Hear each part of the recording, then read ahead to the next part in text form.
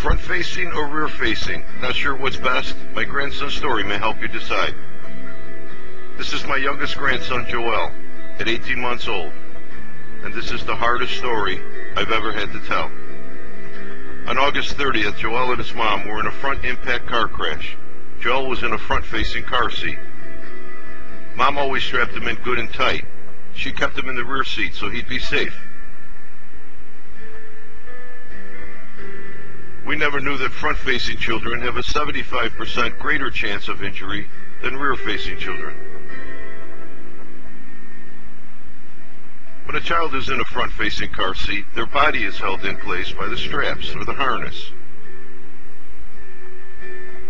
But the head and the arms are thrown violently forward with tremendous force, stressing, stretching, or even breaking the spinal cord.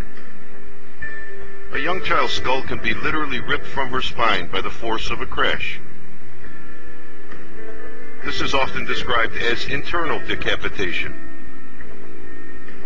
Joel was a big boy at 18 months and 33 pounds, well over the minimum of 12 months and 20 pounds of when you can turn your child front-facing. And this is what happened to my grandson.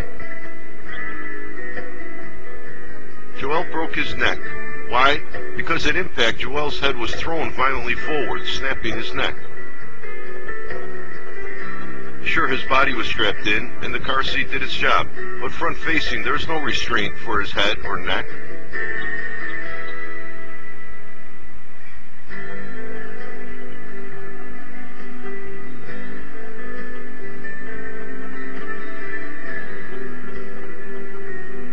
Forces applied to the necks of a forward-facing child can cause the spinal cord to stretch up to 2 inches.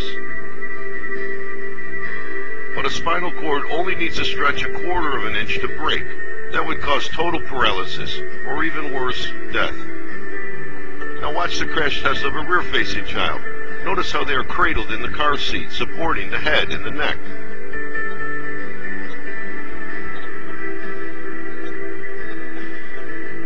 In a front impact crash, a rear-facing car seat takes the bulk of the force and passes very little along to the child. With a child in a rear-facing car seat, the head, neck, and spine are all kept fully aligned.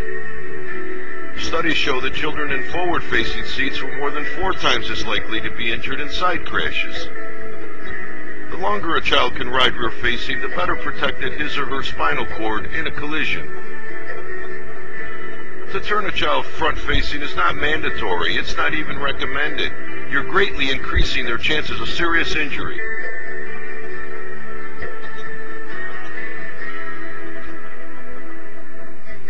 Not only did Joel break his neck, but his shoulders were severely bruised by the straps, leaving him unable to use his arms. With a team of skilled surgeons in the hands of God, Joel's neck was repaired and his spinal cord was intact.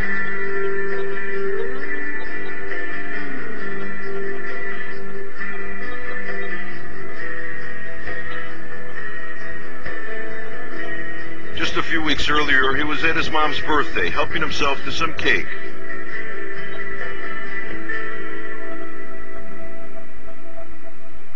A few seconds can change everything. Don't think it can't happen to you.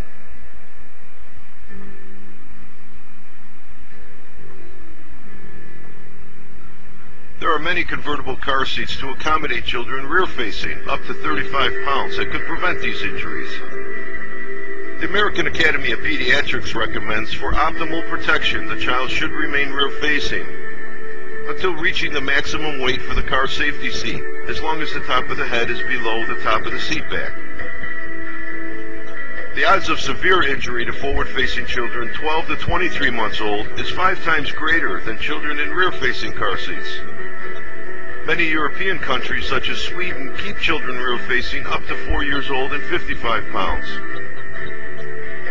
We found out too late. If he was in a rear-facing car seat, this would not have happened. Joel will be involved in intense physical therapy for the next year, working to regain the use of his arms and legs.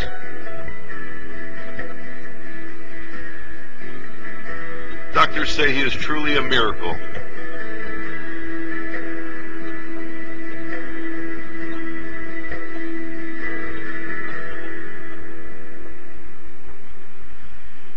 still not sure which way to face your child in a vehicle? Just remember these two photos.